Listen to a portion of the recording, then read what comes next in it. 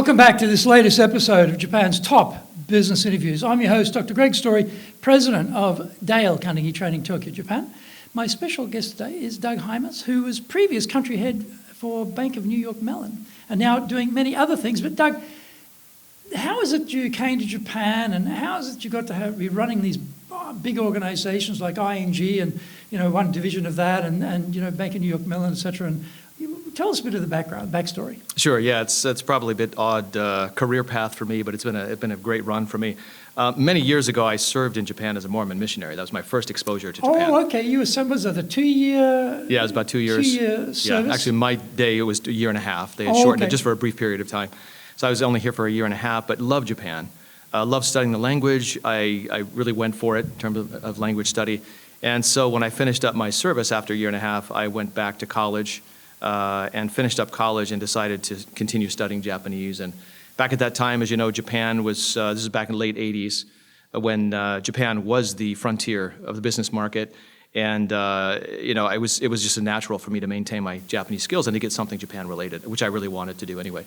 Basically, when you do that missionary work, you're usually sent some part of Japan. Were you in Tokyo? Were you out in the boondocks somewhere? I was in what we call Tokyo South Mission, which was the bottom half of Tokyo that went all the way down to Hamamatsu, just north of Nagoya. Okay. And so I had a chance to serve in Yokosuka. That's a pretty big territory. Yeah, it was pretty big turf there. But I served first just a couple of months in Yokosuka, near the Navy base there, U.S. Navy base. Then went down to Hamamatsu, which is the farthest area south. Yep. You couldn't get any souther, as they used to joke about in the mission. And then, but for the rest of the time, after my first 5 months, I spent the rest of the time in Tokyo in the same place. Oh, okay. And really enjoyed being in central Tokyo for the rest of my time. And often when you're doing that type of work, it's a very oral type of work. Very much so. You're not learning necessarily how to read Japanese or write Japanese, so you're very capable in the spoken side. But that part of it has to be worked on later. Did you get a chance to do that at college? Or? Yes, indeed. In fact, during our time, we were asked not to study kanji characters. Oh, really? Because we were just in Japan for a year and a half. They wanted to focus on just the spoken language. Right. But because we did that, I felt very comfortable. Even after 6 months, I felt very comfortable having fairly sophisticated conversations with people. And after a year and a half, I could carry on conversations with people about a few specialty areas and almost anything generally. So it was a great immersion program. Wow. But I know kanji. So I didn't begin studying kanji until I went back to the U.S. and took some Japanese courses there. And so where did you go to college in the States? Went to Brigham Young University. Oh, Brigham Young, of course. And do they have a strong Japanese program there? Very much so. Very much so. They have a lot of returned missionaries there. I was thinking about that, yeah. Yeah, and in fact, actually, they employ a lot of the returned missionaries. The Missionary Training Center for all languages is right next to the college. Oh. And so they'll often employ those returned missionaries to come teach language to new missionaries. Right. So I didn't do that myself, but my wife did, actually. Oh, did she? And, and so, got great experience there. And you're being taught by people who are fresh from Japan. I just had the experience there. And they're full of enthusiasm, I'm sure, and they're bursting with the experience. Yeah, that's right. Passion, right? Very much so. Yeah, very much so. And there's a contingent of Japanese there as well. So it's my wife being one of them. She was actually Japanese, attending BYU at the time. Right. And so anyway, you had this nice smattering of all things Japanese there, which was a lot of fun. Yeah. And then I finished up. I ended up going to grad school at BYU as well. I got my law degree and then took the California bar exam and worked in LA for just 1 year before having a chance to come to Japan for what was supposed to be a 1-year clerkship. So this was with the same law firm you were with, or another? Yeah, it was actually with KPMG at the time. Oh, KPMG, okay. Yeah, they had a small group that they were building out into a law firm back when they were trying to, most of the big accounting firms were trying to build a law department as well. And so I was there hired by the Japanese group within the tax division, advising inbound Japanese companies. Right. And I actually went with them because they promised to get me back to Japan sooner than any other firm that I interviewed with. Had a great experience there, excellent training, and really loved it. And then had a chance to go work with a Japanese law firm on a clerkship for a year. Which one were you here with? It's a small firm called Wakabayashi Horitsu Jimusho. Wakabayashi Law Firm. Don't think I know. Yeah, at the time, he had been the managing partner for Baker & McKenzie for many years. He was handpicked by Russell Baker at Baker & McKenzie to start the Japan office. Oh, but really? it was later in life when he couldn't handle the high life. He decided to open up his own office. Yeah. But he liked having a foreign lawyer in the office to do the English work. So you're a gaikoku bengoshi in that sense, right? That's right, yeah. So you can't actually talk about Japanese law, but you can advise them on international law, basically. Exactly, yeah. Right. So that was my primary contribution there. Yeah. Anything in English, but always dealing with Japanese clients, most of the time anyway. Yeah. Helping some inbound clients, but always, between Japan and international. Great experience. Loved it. But it was just a one-year clerkship. I did extend. They asked me to extend for just a few months. And in that fateful time during the extension, I met the woman who would become my wife. So decided I wanted to stay a little bit longer, which I didn't mind. I would have liked to stay longer anyway. I also ended up being headhunted by a Japanese company, Minebea Company Limited. They're now Minebea Mitsumi, I think. They've changed the name. But had a chance to work in their office as the only foreigner. What sort of business was that? They are Minebea stands for miniature bearings. So they were the world's largest maker. They dominated miniature bearings market, which contributed to the miniaturization of electronics. So they were right on the cutting edge of tech at the time. Even though it's not a household name because you would only see their products inside other machines, but we were the world's largest producer of, for example, computer keyboards, computer fans, floppy disk drives, hard disk drives, all those things in computers. So my clients that we were dealing with were all the big computer makers. Wonderful job. So probably the best job I've ever had. You were in-house actually. counsel for them, is it? Yeah, they had a Japanese lawyer who handled everything in Japan. I handled everything outside of Japan and the U.S.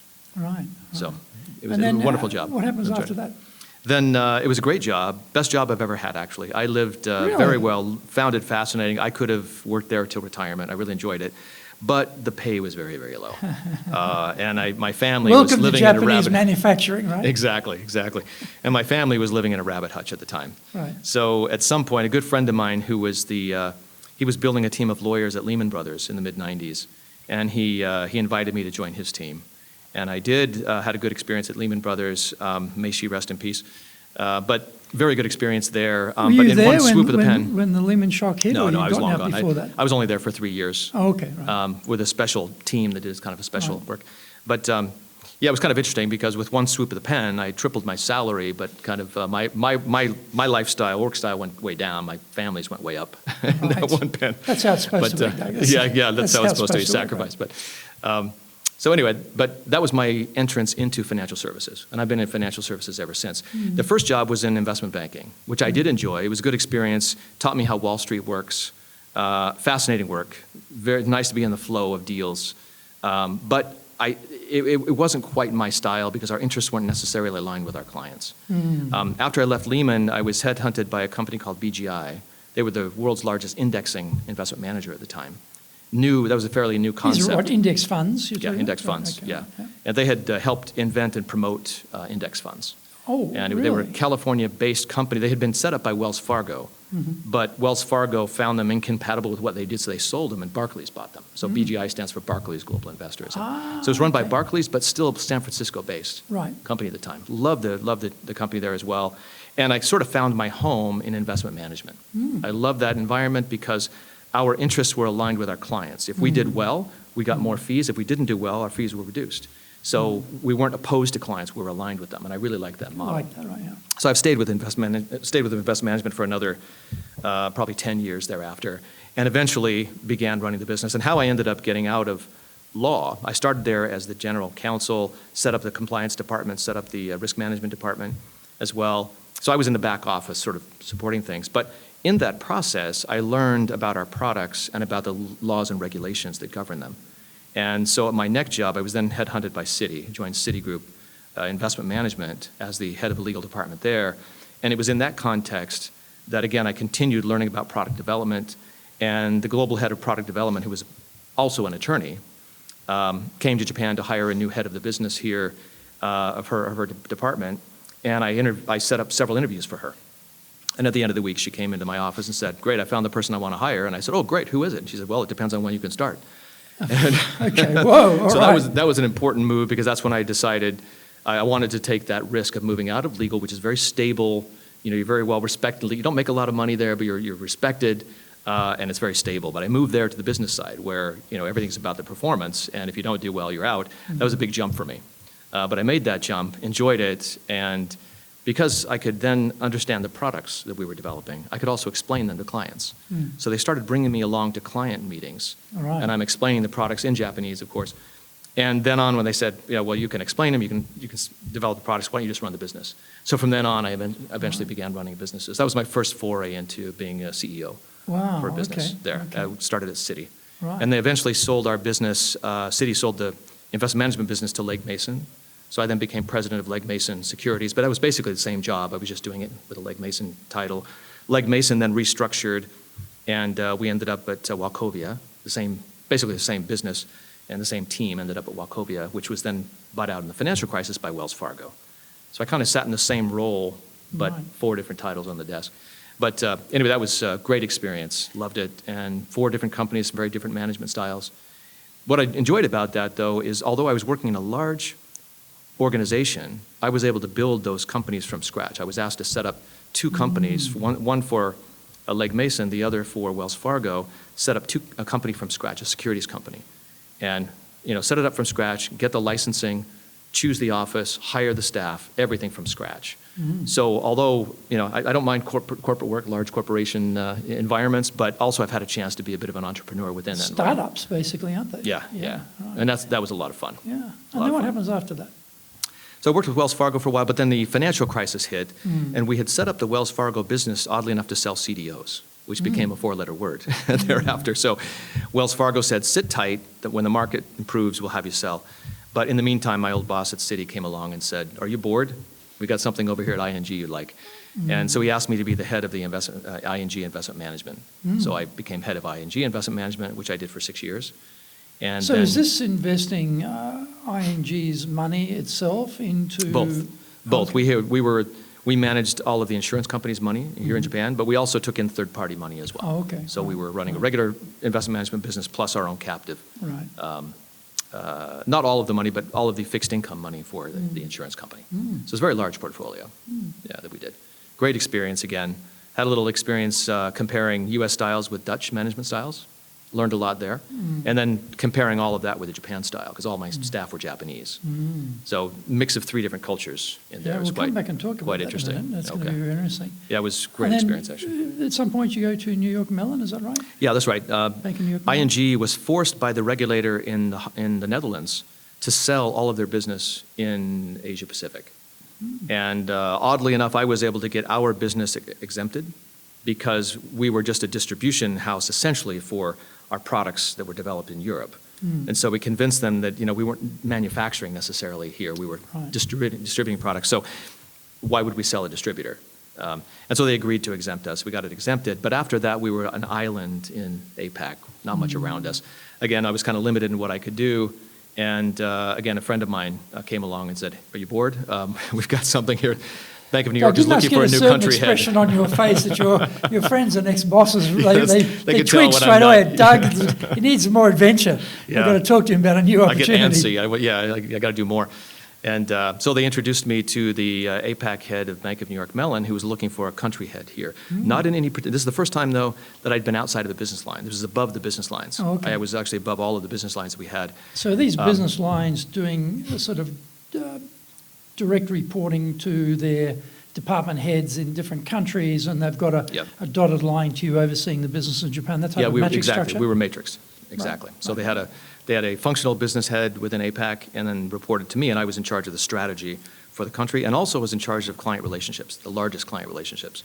Well, Doug, you've had a star-studded career, and you've done many things. Yeah. If we think back to when you first started running teams, now it could be when you were taking over an existing team, even as a counsel, in-house counsel, or when you were actually doing startups and recruiting people. But thinking back, what was some of the challenges? Because you'd had the majority of your career actually in Japan rather than the States. You'd been with KPMG in the States in LA, but then most of it in Japan. So you're already sort of in the furnace already, right? You're in there. But what were some things that sort of struck you was a bit challenging with running Japanese teams when you first got here? Probably 2 things come to mind. The first one is this, and I don't mean this to sound negative, but it's something that a manager not familiar with Japan needs to be familiar with, and that is that when you inherit a team that you did not build yourself, there's already a culture built there. There's already loyalties. Japanese are very loyal to people they've worked with in the past. And sometimes those loyalties go beyond the relationship they have with the person they're working for now. Could be loyalty based on the same school they went to. Could be maybe they reported to somebody else. Maybe you actually have somebody working for you who used to work at your client. And so his loyalty is still to the client, not necessarily to you. And over time, I've learned that you have to understand where those loyalties are. And it's not necessarily a negative, but if you don't understand, you may not then comprehend why some of your staff are making the decisions they're making and why they can't necessarily call up the client and give them a hard message. They just can't. From a loyalty perspective, they're not allowed to in Japanese society. So you have to rely on somebody else to do that. So I had some troubles with that in my first team that I led. This was still back at City when I set up the first entity there. I inherited the team. And each of them, every person on my team had a loyalty to somebody either in our company, in our firm, elsewhere, or to a client. And I learned over time, every single one of them had that. And so I had to learn how to get our team to gel. I had to replace a couple of them, and we transferred them to other departments. But I had to get a team in there that I could trust and that would be loyal to me as the head. And that was quite interesting. It often happens here that, it's a tendency for Japanese to be loyal, work for the same organization for a long time. I had lunch today with a gentleman who's worked for IBM for 46 years. Is that right? Like from university right through, right? Wow. So you don't get that too much in the West anymore. But so people have been in an organisation for a long time, and they're used to, particularly foreign bosses, coming in national organisations and going out again. That's right. So there can be that little bit of, here's Doug. He'll be here for 3 years. I'll wait him out, or if I can educate him, that'd be good. If I can't educate him, I'll snow him until he's got to get back on the plane and disappear. So you've always got that little bit of tension there as well. That does Is there happen. some of that involved in that also? Absolutely. In fact, that came out later on when I worked for another company. I won't mention the name of the company because I still have a good relationship with them. But that did happen for one of the other teams that I took over when I was CEO. And I had to be very careful of that because they had 3 different CEOs come in over the past 5 years. They were all from offshore, and they came in and they then bounced out to another country. And so each time, the team was very nice to them up front, but they didn't change any of their structures behind the scenes. They would just cater to that manager for the 2 years that he was there and then send him off with great warm, fuzzy feelings. But I came in and saw what was actually happening. I could understand the way the team was interacting with each other and thought, wait a minute, something's funny here. I'm asking for this. I'm getting smiles and nods in the meetings, but behind the scenes, between the meetings, nothing's happening. And so I began talking to people one-on-one and began to find some of these barriers that were holding them back from trusting that I was going to be there long term. And that prevented them from trusting that they could make this. So I don't blame them, but they really lacked trust that I was going to be there long term and that they should make any serious changes based on what I was suggesting. And part of that too is the element of the why of the change, because often headquarters can come up with a direction, a global direction, or even a regional direction or a Japan direction. And a lot of people at a certain level understand why we're doing that. But sometimes at their level, and we know that reorganisations, constant change in companies, they get a bit sort of burnt out. We talk about, Zoom burnout these days. But you get a bit of sort of reorg burnout as well. And like, here we go again, these foreigners. When it never ends with these people. Why don't you sort of carve out how we like doing it, and we'll just be oblivious to the rest of this. And that why part is never distilled enough for them that they actually begin to believe this is a better way of doing things. Let's throw our heart into it, throw our heart over the bar, as I say in high jumping, That can be an element too, can't it? Absolutely. And I think therein lies the seeds for the answer as to what I did to help overcome this. What they would often see is people coming in with a top-down approach, saying, hey, this is what the top management wants, here's what I want you to do. Or, this is my new plan, I want to make myself a hero to the rest of the world, do this and make me look good. And it was all about pushing down those messages and not getting a lot of feedback, not getting buy-in from the team. And they can't always understand why these changes are being made, and they might disagree with them. But they won't really disclose that. They don't want to create conflict until there's trust that those messages will be accepted and understood. And one thing I sort of stumbled onto, I made some mistakes along the way, but I finally stumbled onto a pattern that worked pretty well. When they would see me advocate for the local business to my boss or to folks offshore and say, hey, look, I see this is what you're trying to do. Here's why I think it's not the best way to do it in Japan. Or here's how I think we need to tailor that for Japan based on what I know. When I did that, my credibility among my own team members went way up. And you're now one of the team. Yeah. You're on their team. They saw me looking outward and fighting for their interests. Now, I didn't take the pressure off of them. I still wanted them to make some changes. But they saw that I also was trying to tailor the plan for Japan and that I was open to their suggestions about how to make it better. And when I did that, I had several staff members would come in and say, wow, I can't believe I've never seen a manager do that. That's interesting. Wow. So you really want to fight for Japan? I said, well, to the extent that I can. That's my job. I stand in between. Sometimes I make both sides unhappy, but that's kind of my job. I take that's that not an ideal outcome, really, is exactly. it? It can happen, though. It can happen. But if you're passionate, both sides respect your desire to do what's right. And if you can take your own ego out of it, no, don't just do this because you want to make me look, I want you to make me look good, but rather, if you really think it's the right thing, then push it down. But if you see something that isn't right for Japan, if they convince you, hey, this doesn't work here, our clients won't accept this, we need to take a slightly different approach. Can you please ask senior management if we can do it? I'll make that effort. And they see me do that. Now, we may not get a yes from Offshore. They may still want it to be done a certain way, especially if it's a top-down manager we're looking at. Others sometimes will say, okay, sure, if you think that's the right way, just do your best in Japan and see what you can do. And the staff love that. I built a pretty high level of credibility by doing that. I'm sure. And also you talked about creating basically startups inside these organizations. So there's always that element of it's brand new, no precedent, no track record, it's starting from zero. There's a lot of element of risk in that. And there's also people who are in either established careers from outside the organisation who've got to make a change and come in, or there are people who are inside who've got to make a change and come across. So often it can be quite difficult to recruit people to get them to come and do something new. What was your experience with the sort of difficulties that presents? From a recruiting perspective? Well, recruiting either externally or internally to come in to do a startup. Even with it's in a big organisation, it's still a new section.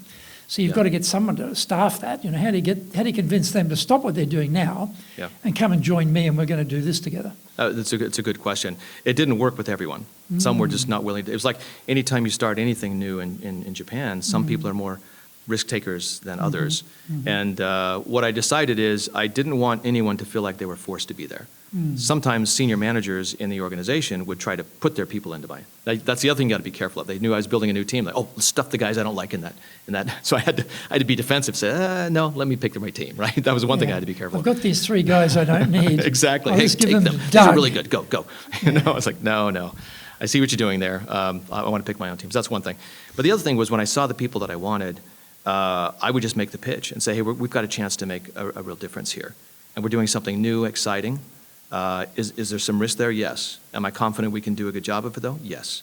But, the risk is still there. And I'd let them decide. So if they came and said, look, I'm just not comfortable, fine. But when they said yes, they were in because I didn't twist their arms. But I did make a good pitch to them. And also in Japan, you need to do what we call nemoashi, as you know what that is, the background work. So I talked to their bosses first, make sure that sort of make it easy for them to say yes, because sometimes their concern isn't about their own desire, but rather what impact they're going to have on their team. And so in advance, I'd try to take some of that pressure off if I could, so they could really decide if it was the right thing for them personally. There's also that loyalty aspect to their existing boss too. Like it's almost like traitorous to dump the existing boss and jump off and do something else. If they got it under the umbrella of, okay, it's for the greater good and I'm supportive, that's a different conversation. Yeah, exactly. And that's why I'd often do the nemawashi with the boss first. Right. Say, I'm looking to build this team. I'd really like this staff. If you could let them go, I think it'll be good for the company. Sometimes the boss would just downright say, no, I'm not going to support it, and I'd move on. But most of the time, probably more than half the time at least, I got support from the boss if they saw that it was good for the company and good for the employee. What were some other things you bumped up against which you thought were a bit challenging? Either in the startup phase or growing the business phase or whatever. Yeah, in the startup phase, one challenge is getting the right people. It's hard in Japan. A lot of times what Japanese companies do is they'll hire smart kids out of college, but they don't give them much training. They don't give them much responsibility. And what's really fun about a new startup is that everyone has some responsibility. You can make some decisions about how things move forward. And so you need people who can make those decisions prudently and whose judgment you can trust. And so my biggest factor was whether I could trust the person's judgment to make calls. If I wasn't around, they had to make a call. Could I trust them to make the right call? Well, that's an interesting point because this is a zero defect culture. Right. If something turns up as a consumer and it's not 100% correct, Japanese complain. That's right. My wife is a gold medal winning complainer. If it's not right, she doesn't hesitate. Maybe that's the Aussie influence. She may be related to my wife. So. Yeah, well, she doesn't hesitate. Like, boom. Yeah. So they've got this sort of zero defect mentality. Yep. So when you say, we're going to take some risk, we're going to try some things, going to experiment, okay, it may not work, may work, there's automatically, I think, that fear of failure, fear of making mistakes. And what's going to happen to me? Because, Doug says, I'm with you, we're supportive, we see mistakes as a learning element, part of your education, blah, blah, blah. But is actually Doug going to give me a smack under the ear when I make a mistake and I'm going to get scolded? Yeah. So how did you create that sort of psychologically safe environment and show people also that you're walking the talk on that? Yeah, it's a great question. And I think it's a key to getting Japanese to think more creatively. Because the initial approach for most Japanese is just don't make a mistake, which means by nature, they're risk averse. But it was important to show up front that, look, by definition, this is a risky approach we're taking. We're doing something new. We're doing something different this company hasn't done before. And so we've got to take risks. We're going to make mistakes along the way. But it's okay if we pivot. It's okay if we make mistakes and adjust. Every new business goes through that. That's the message that I'd give to them and say, look, if you're open to that, great. If you're not, I understand it. But ask me questions about what you're concerned about. And a lot of times the questions were, what if we fail? And my answer to them was, basically every failure is a step closer to success. So I don't consider a failure. I consider failure another token of tuition paid toward finding success. And I heard, this isn't my message, but I heard a Japanese manager, he's a very good manager, years ago speak at an American Chamber of Commerce event where he got it right. And it's the only Japanese manager I've ever heard say this, but he got it right. And I've sort of copied his message ever since then, even though my message was similar. What he said was, in his company, he noticed that on average, every 9th product is successful. So he tells his staff, give me 8 failures as soon as you can so we can get to the 9th. Now that's interesting, isn't it? Isn't that interesting? Yeah. That's very unique That's in the right Japan. message. It's not saying fail to fail. No. It's fail to get to success. Learn from your failures and get to that success. Yeah. So it's still putting pressure on the staff to perform, but you don't have to be afraid of the short-term failures that lead to the longer-term success. And I think that's the sort of magic code that has worked for me. Yeah. So in terms of, you've dealt with many different companies, and what have you found has worked well in getting the teams engaged? Because when we look at the typical engagement surveys for Japan, invariably, you have the world sort of, for some reason, India and Brazil are off the charts.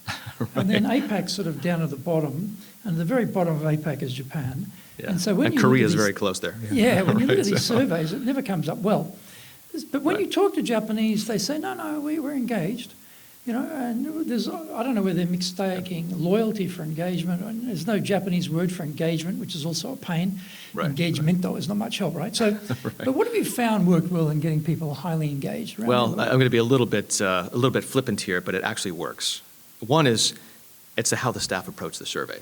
Because what I found, what was it again, how the staff approach the survey itself. How they approach the survey. Because I found that even staff who are engaged oftentimes prefer to score. If you, for example, you have a 1 to 7 score, the 4 is the one in the middle. They'll either choose 4 or the one right or left of it. So you get a 3 or 5. You never get the 2 down here that count, or the 2 up high that count for engagement, right? And so I've learned over time. With my staff, I said, look, if you have even the slightest feeling, if you want to go for a 4, go for a 4, that's fine. But if you're thinking of going for a 5 or a 3, don't go for 5 or 3. Really think about it and try to push it up. Because the Japanese almost always tend to go right for that apex number, which don't count for engagement. Engagement only counts the 6 or 7. It's how many 6 or 7s did you get? That's your engagement score. I says, look, so you're not allowing yourself to be scored because you're afraid to go extreme. So anyway, we've tried that at 2 different companies, and oddly enough, the curve flattened, and we got more actual responses that were more valuable, at least from a statistics point of view. I would see the comments were always helpful. So that's the survey. But that's the survey approach. That's the mechanism. Right. What about sort of the pre-mechanism, sort of your daily leadership, your daily mentoring, coaching, involving, discussing, whatever it might be you were doing inside the organisation to get the team that you're looking after highly engaged in what they're doing? It sort of depends on the nature of the organization. For example, for the teams that I started... I'm expecting a big answer here, Doug, because you were in the missionary business of convincing people to switch from Buddhism or Shintoism and make a choice for Christianity here. So I'm imagining when it comes to persuasion power, you are one of the elite leaders in this country. So tell me how you do it. I'll let others decide that, but I'm not sure. But I will say that it depends on the organization. For the teams that I created, it was very easy. They were very loyal to me. They were bought into the concept. That was the ideal. And so I used that as the ideal. So with the other teams that I inherited, that was the hardest. Because again, they would often see me as a short-term manager. Am I really going to be with this guy? They had loyalties elsewhere.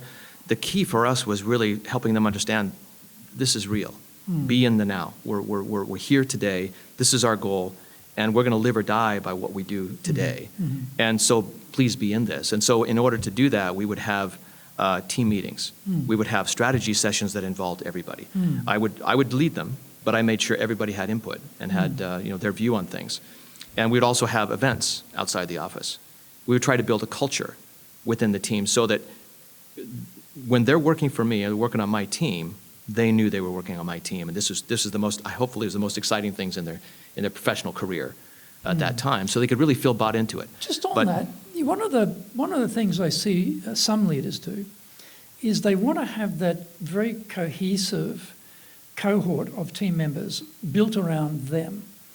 And one of the techniques they use to build that is to start disparaging other parts of the organisation. It's like, we're good, they're not good. Things would be much better if that bunch of clowns over there got their act together. But fortunately, we're really good. And they use that mechanism, which is actually, when we did our research, is one of the antithetical aspects of getting engagement, in fact, because you need to have pride in the organisation. If you're putting down your own team, then you're defeating that pride in the organisation. Right. And really what you want is our rival team, our competitor team, they're the bad guys. Inside, we're all the good guys, and we are particularly the good guys in our team. So that has been, I've seen that used, but what were you using to get that sense of identity around you? We were kind of lucky because the other departments or the other companies in our organizations were often our clients. So we couldn't disparage them, right? So I didn't have that as a tool available to me, fortunately.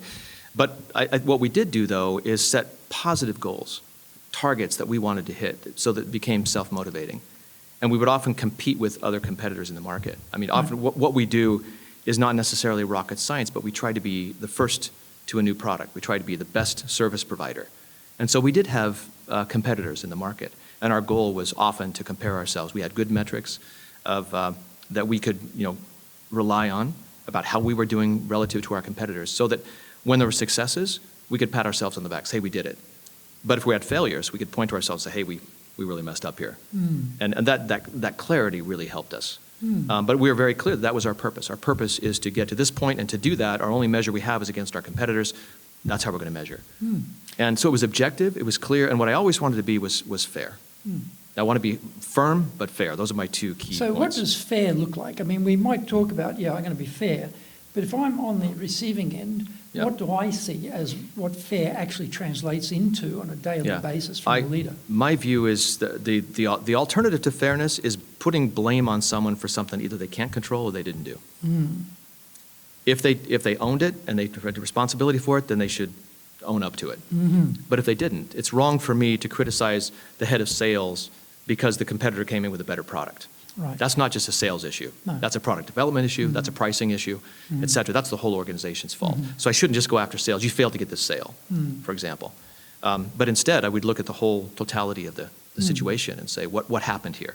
And put the blame where it belongs and give credit to where credit was deserved, and try to keep the politics and the ego out of it and let it be data-driven. What I found is in my experience, and not just in this organization, in my work organizations, but in other charities, most organizations I've worked in, is too often if ego comes into play and turns into politics, then the motivations get all messed up. And the motivations become being with so-and-so on the right side of an issue, of a social group, rather than what's best for the firm. And I tried to keep that out of it. And I think the staff over time came to see that I didn't. I didn't try not to take sides in arguments. I would just look at the data and say, well, who was right and who was wrong based on what we should have done.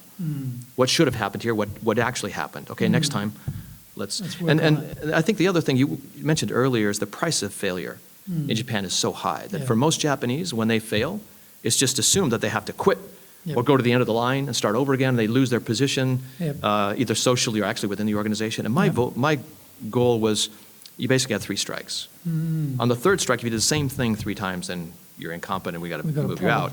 But up to that point, if you're not making mistakes once in a while, it's like ice skating. If you're not falling down occasionally, then you're not trying to learn enough, right?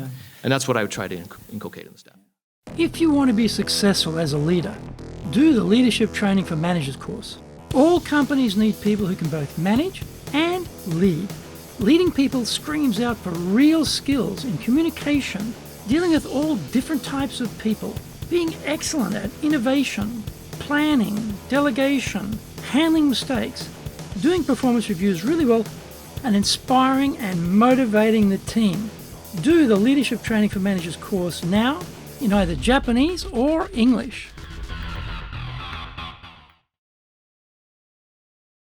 Are you doing business with Japan? Do you really know how things work? Japan Business Mastery provides the answers. Do you have the right networks and know how to create them? Do you know how to get on the same wavelength with Japanese buyers? Do you know what being trustworthy looks like from the Japanese perspective?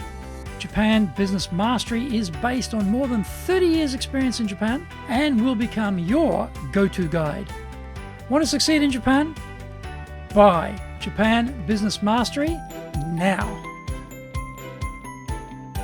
Well, what about innovation? Because if you've got an engaged workforce, then you're more likely to get creative ideas because they care. If you don't care, well, the mousetrap looks fine to me. Leave it as it is. We're not going to change it because I don't care. Right. But if you care, you're thinking, we can redesign that. I think we can improve on that. So you've got that first level is to get them engaged, and then from that you've got the basis, the seeds to have creativity. How did you find which things worked for you in getting your team in really from that engagement period into creative period? Now, I don't mean I'm not talking about R&D necessarily or product creation, that type of creativity. I'm talking about any element of work can be improved through creativity. What did you find worked? Well, similar to what we mentioned earlier about engagement, one of my favorite terms in Japanese is the word kokkakomuin, which means basically a government worker. And the image of that in Japan isn't necessarily bad, but it's someone who goes to the office from 9 to 5 and then goes home and has no risk, no concerns, nothing to worry about in the evening. They just go, draw their paycheck, go home. And what I would tell my staff is, we are not kokkakomuin. That paycheck is not guaranteed. We have to earn it every day. And so we've got to be creative. We've got to be better than our competitor at what we're doing. And so let's stay engaged in order to find the best ways of doing things, whether it's efficiency in the back office or whether it's product creativity and innovation in the product development office, for example, or if it's sales, it's coming up with creative solutions, understanding how to serve our clients better, being quicker to understand the client needs and respond back to the product development department. And the goal was to create efficiency there so that we could be the best. Well, there's two really. One was efficiency, but also to get the staff to realize, bring your best self to the office, and that's what I expect. You're not just a kokkakomuin. If you come in and just sit at your desk and move a few papers around and go home at 9 to 5, don't expect you're going to get a bonus for one thing, and you may not even be here next year. So that was clear. It was in the undertone of the job, and that was on sort of the negative side. On the positive side, though, we really did give credit to people who created, who generated innovation for the firm.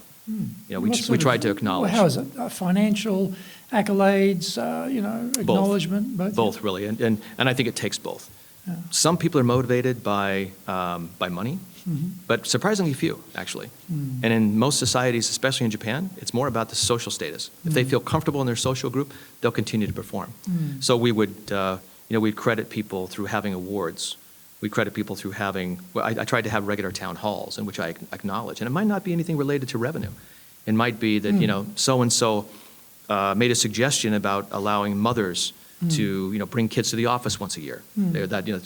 Now it's common, but back when I was doing it, that was a new concept to us. And we had decided to adopt. We thought it was a great idea. So we had a Child's Day in the office. And that really helped bolster the image of the female staff because her family now knew where they were working. It was a minor thing, but it really raised the atmosphere in the office. And so we gave huge kudos to the woman who proposed that. One thing about that is interesting. I mean, I remember being an Aussie, being enthusiastic, passionate. Someone did something really well, and I said, "Oh, this is great. We're going to get the meeting. We're going to get you up the front. We're going to recognise." I said, "No, please don't do that." Is that right? Yeah, please don't do that. And I was a bit shocked. The first time it happened, I was like, "But you did really well." No. And I realised later that sort of circle works on the basis of we're all basically at the same level. And what I was trying to do was to pop them up above everybody else.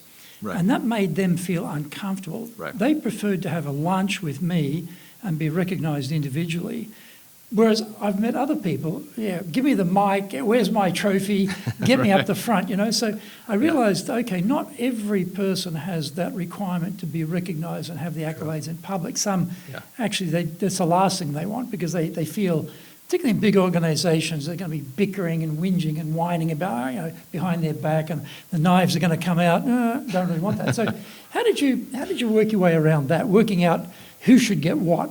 Well, number one, we didn't do it too often. We made sure that it was really deserved, and we tried to make sure that it was fair. Again, but fair meaning we used a fairly rigorous standard in deciding when and how we would do it and to whom. And but what we didn't want to do is have the same, STP, same 10 people getting the credit all the time, because that makes other people resentful. So we tried to be creative, actually, and in how we recognized contribution, particularly in the social context. Now, other times it was, for example, if you had a super salesman, a lot of times they didn't need to be recognized. We would often mention a sale that we had, or a particularly good year, a good quarter, whatever. Everybody knew who did it. And so we didn't need to really call that person out. But it was mostly the people in the back office who don't feel appreciated as much, but whose contribution is so important. We tended to focus on those people more for these accolades, and I think they genuinely appreciate it. Another thing that I did was also have a CEO lunch that I did about every other month. It wasn't too often, but we'd have a CEO lunch, and either we would allow people to sign up for it, or some years we would actually assign it by team. And that would allow them to come to to lunch, and in that context, I would have a chance to thank them for what they're doing on a more personal basis. So like you say, some weren't always qualified or didn't have a reason to be called out in front of the entire group, but in those smaller meetings, I could thank them. Even if I saw them only once a year in that context, they seem to appreciate that effort. It's interesting too how Japanese, we have that expression, hide your light under a bushel. Yep. I've never understood what a bushel actually was, but I presume it's a low height It's a brush. basket. And you've got a light underneath you can't see the light, right? So it's one of those ancient expressions you use, throw away around, but don't actually understand what it means. But often I find with Japanese, they've actually got their light there, but they're not really showing, they're hiding it. And just to give you an example, yesterday I was talking to one of my team. She actually has her own podcast with us called Business no Tachijin no Oshie. And, we've been doing this for about, a little bit over a year now for her. And she just happened to mention in passing that, her podcast for the area of management went number one. Oh, is that right? I said, really? Like, she never told me, just happened to mention it. We were talking about something else. Really? Wow. I said, did you get a screenshot? She said, yeah. So send it to me.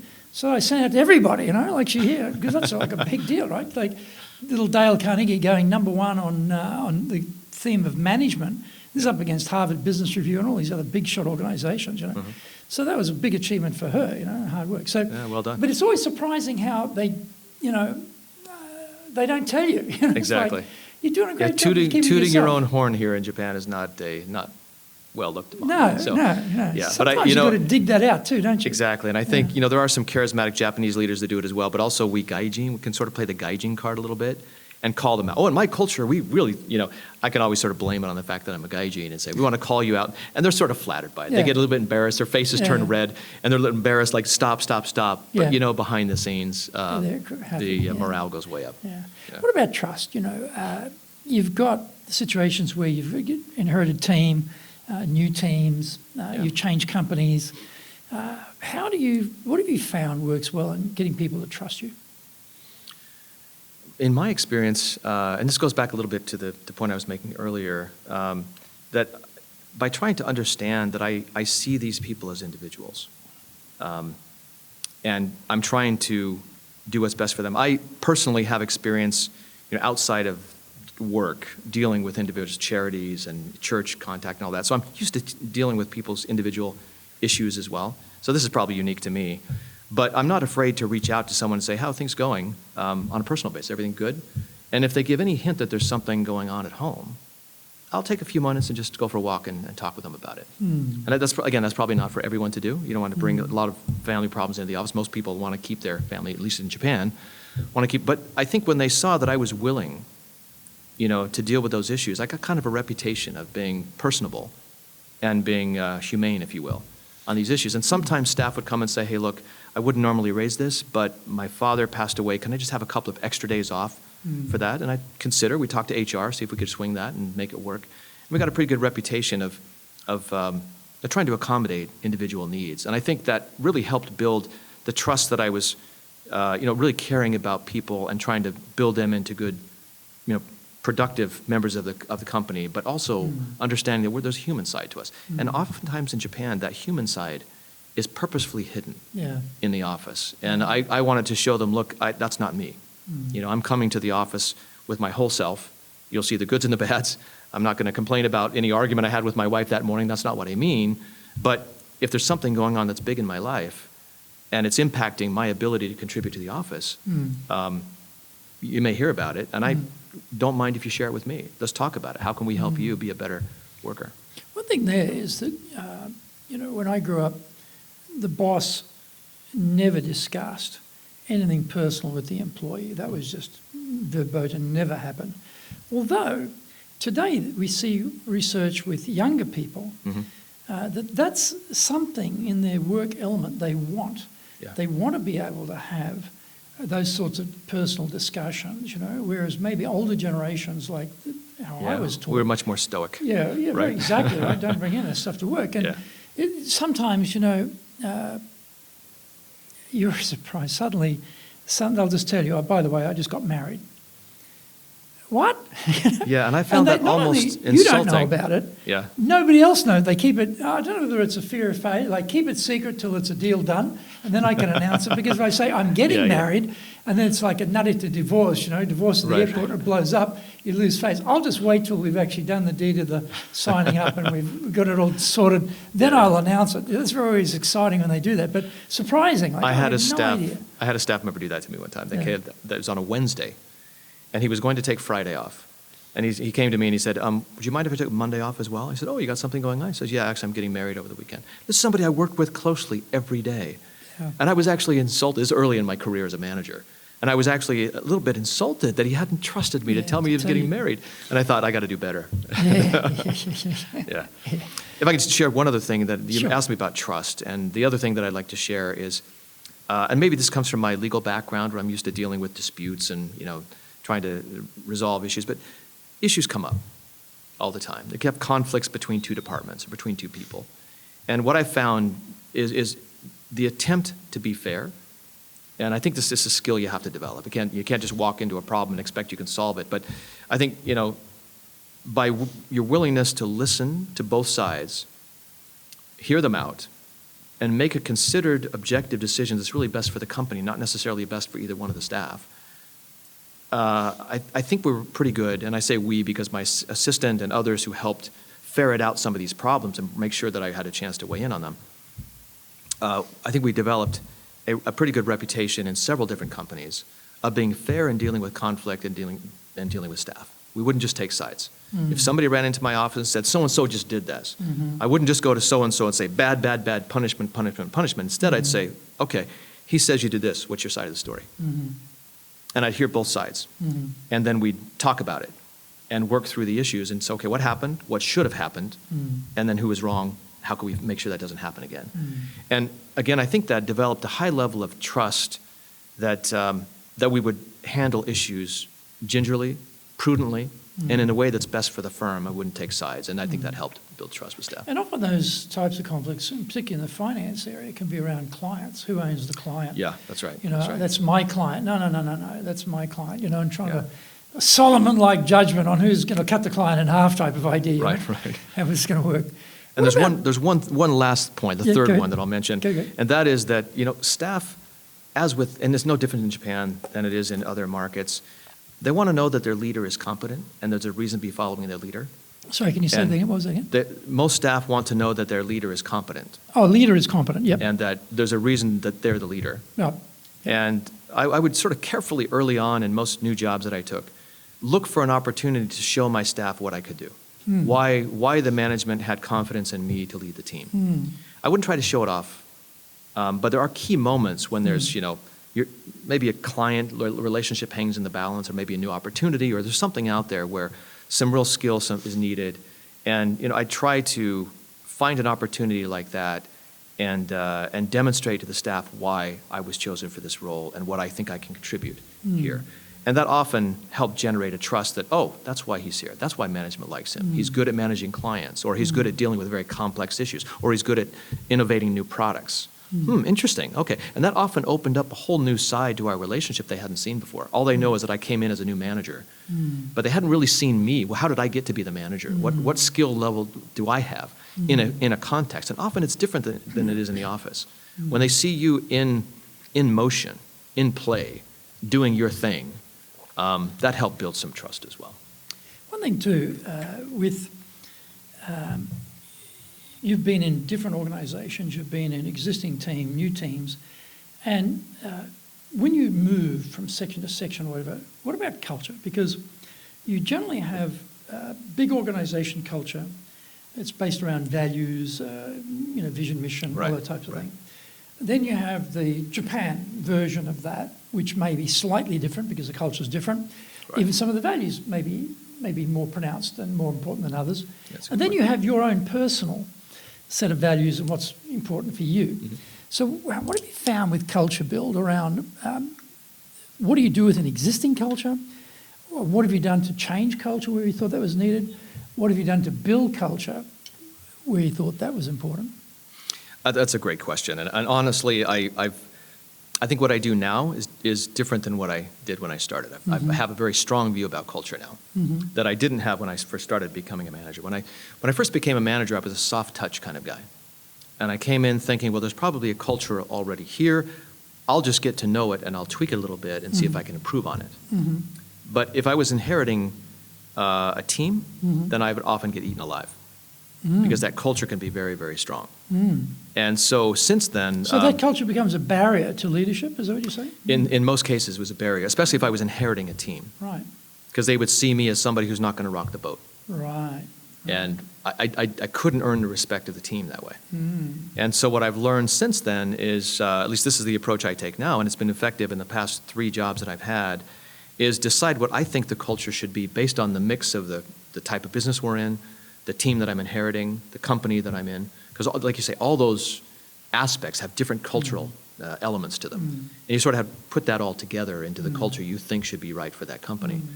Whether it's if it's a heavily sales-oriented culture, then you need a passionate sales team. If it's product-oriented, product-driven, then you need great product development, product pride, product quality, then maybe that's your culture. But my point was, I would try to decide early on what I thought the culture should be, and I would drive it. And if I saw somebody who was going to be a barrier to that culture, I would call them out. And sometimes it was calling them out individually. Sometimes it was letting them go and inviting them to explore another option in the firm. Because I saw quickly that some people who may have done well under the prior manager were going to be a barrier to me doing well and to our team doing well.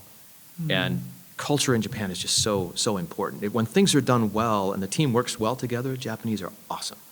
They're a team-oriented players, but that team has to be working well together. And I think you asked earlier about some of the differences between offshore teams and onshore teams is that, in Japan, it's such a team-oriented culture. And if you can get the team right, the sky's the limit. But if you don't get the team right, then you'll always be asking, wait, we're not quite moving, why? And you may not quite understand it early on if you're a new manager to Japan. For those of us who've been around a while, I think we can identify it a bit more quickly. But you've got to get the team right so that they can work well together, because it's so important for Japanese to trust the people they're working with in order to give their best. If they can't trust that I'm right for them or the other team members are right for them, they'll sort of just back off. They won't necessarily say that, but they'll sort of just, give 70, 80% until things change, and maybe they'll try again later when things change. What about too, like you yourself come into an existing culture, but you come in as the boss. Right. But in many cases, you have people who join an existing team, and that team has an existing culture. Yeah. And I noticed that in my own organisation here, where we'd built with one group of individuals a type of culture. Then over time, different people would join and be added to it, and other people would leave. So the actual individuals, the mix would change. But you've got the basic culture there. But sometimes you sort of forget that you've got to inculcate the new people into the culture as part of the onboarding process. Have you found any things that work well for that? Well, yeah, I think you hit the nail on the head, inculcate. we would have processes usually done by HR first that would talk about our values up front. And usually when they come into a team, we try to make sure they assimilate into the right team. But we'd have ongoing follow-up. With most new staff who came into the office any company that I ran, to the extent that I could. Sometimes the companies were too big, like my most recent company, Bank of New York Mellon. It was kind of hard for me to do this for all staff, but at least for mid-level and senior staff, I would have them come in and meet me on their first day. I would usually meet them a week or two later, and then I'd have a follow-up in 3 or 4 months. And make sure that they're understanding the firm, that we're also learning. By the way, there's a lot to learn from new staff who come into your shop. I'd like to hear their responses. Yeah. What do you think about us? You worked at our competitor for a while. How do we compare to them? We learned a lot from them as well. But I will also make sure that they're assimilating into the culture properly. And if they didn't, I would talk to their manager and encourage them to spend more time with that staff, or to switch their processes, or actually have special team sessions to help inculcate them into the culture. And for the culture, there's a couple of cultures out there. There's culture of work. There's a work ethic for the company. But there's also, these days, there's a lot of culture around tolerance and diversity and work-life balance, these types of things that traditionally weren't part of the Japanese psyche. But most foreign-owned entities, and I've worked most of my career for foreign-owned entities, we're farther ahead on those points. And so we would often make sure that these staff understood that, appreciated it, and we're using this more open environment to these things in a positive way that benefited them. And that became really important, because we not only want them to take advantage of the policies we have, for example, a bit longer paternity leave, for example, those types of things. But also we wanted their feedback, and we wanted them to contribute. We expected most of our staff to get involved in some sort of employee organization that contributed to charity or contributed to women's issues or other things like that. We wanted that culture, that strong culture that showed that, look, we are community. We're not just an office, we're actually a community, and we want that community to be active, not just in producing the revenue, but also in developing habits and traditions and a culture that benefits our staff. And as you say, it often changed over time depending on the people, but we can match that to the people we had. Some people, for example, we had a culture of, for a while, we had some runners at my last firm, and we helped emphasize running for a while. So we had this little subgroup in the company that started running around the palace every once in a while, and that really added some excitement to the office for a few months, and a few people dropped off eventually, but we changed it to something else. But those little things that help develop a unique culture in the company, that help people feel like, hey, we're doing something interesting. We've also done a lot of charity work. I happened to be when I was working for ING, we had the Tohoku earthquake. We organized 2 company trips to go up and help people there. And that was a great bonding experience. And long after that trip, those of us who were able to attend just had a great bonding experience. And I think that really helped raise the culture in the office. If we're going to give some advice to someone who's going to be sent to Japan to run their organization here, what would be some things you'd advise them to do? I suggest that they learn a couple of things. And we talked about a few of these already. But one is, be very open to cultural differences and try to understand the unique aspects of Japanese culture. And again, I think probably for me, the one that sticks out the most and is most important for the workplace is the team orientation of the average Japanese worker. And again, every company's different, every team's different, but in general, Japanese work very well as a team if the team is going well and they're getting along. But if they're not, it doesn't go so well. And if you're inheriting a team that's already strong, they may appreciate you having you there, but your ability to impact them may be not as great as you think it is. And you won't find that out for another year or two when you realize, wait, they were giving me lip service, but I didn't do anything I told them to do.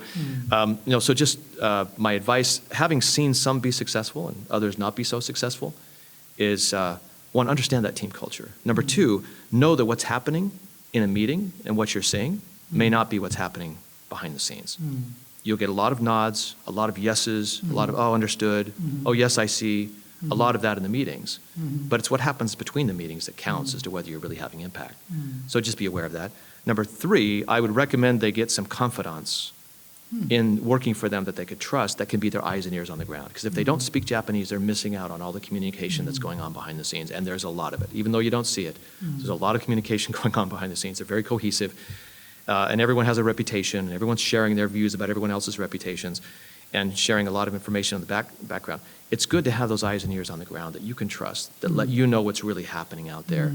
And not necessarily spies. You don't necessarily want spies. That's not good either. But people you can trust who, when they share views with you, you know you're getting the straight scoop, and then you can act accordingly. And the other thing, I think, is to have a vision. I think Japanese, like any other employees, really, they just want to believe that they're on the right track.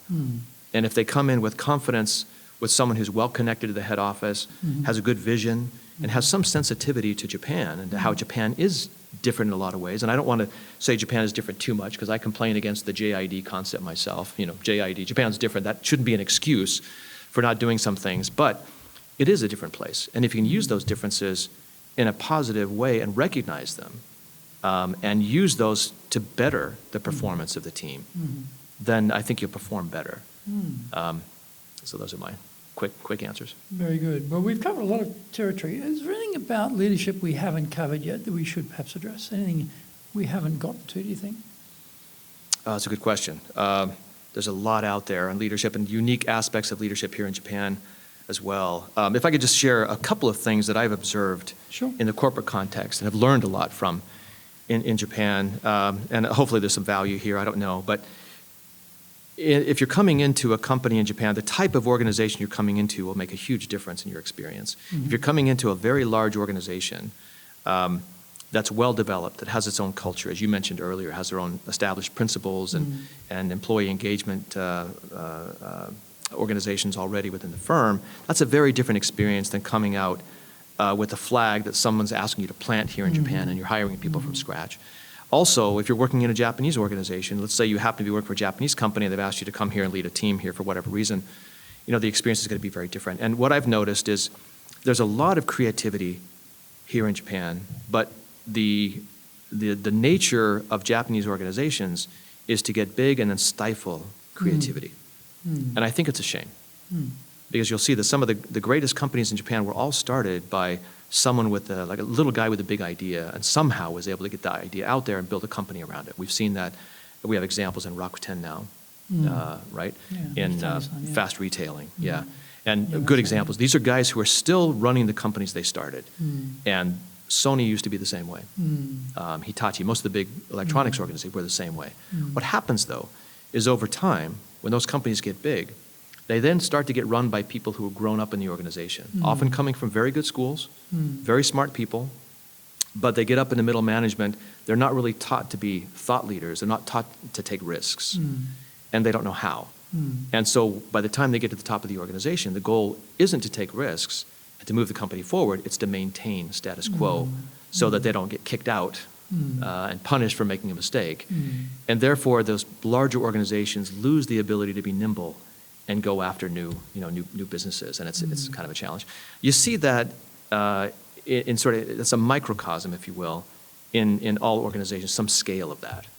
And so for leadership here in Japan, if you can find people who are creative, they are out there, and they've got good ideas. But unfortunately, the organizations here aren't designed to support those ideas. They're deemed to treat those ideas as if they're extreme. Be careful, that could be dangerous. I think for a foreign manager coming here, if you can find the right balance of allowing that creativity to come out without letting the others in the organization feel threatened that you're doing something extreme, but help show them this really is our vision. This is what we should be doing. Let's be creative. Let's take these chances. And I think they'll have a much better experience here. So that's just some insights that I've gained. Yeah. What would be your definition of leadership then? Leadership in my book is finding, hopefully, your staff who are competent. They can all do great things, but they're milling about not knowing how to work together. You get them all working in the same direction. That's leadership. You don't necessarily have to do the work. You don't have to be the best guy at it. And you don't just command and say, sign, holiday cards and expense reports. That's management. That's not leadership. Leadership, I think, helps them see the vision. Guys, here's where we're trying to go. Or gals. I shouldn't be using the word guy. I'm an old guy. I keep using the word guys, but it's sort of become a plural, which is both genders. Exactly, and that's how it's intended. Yeah, so now I apologize. Normative double gender. My son and his group keep telling me, Dad, you can't use the word guys anymore. So sorry, but anyway. But the point is that getting them, you've got very confident, skilled motivated people, but if they can't be going in the right direction, then a lot of that capacity is wasted. They may not even see it. Others may not see it. But as a leader, in my view, the goal is to get them now working in a uniform fashion, going the right direction. That's a leader to me. A worthy goal. Yeah, Well, Doug, thank you very much. It's been fabulous. Oh, it's been my pleasure. Please join us again for our next episode of Japan's top business interviews.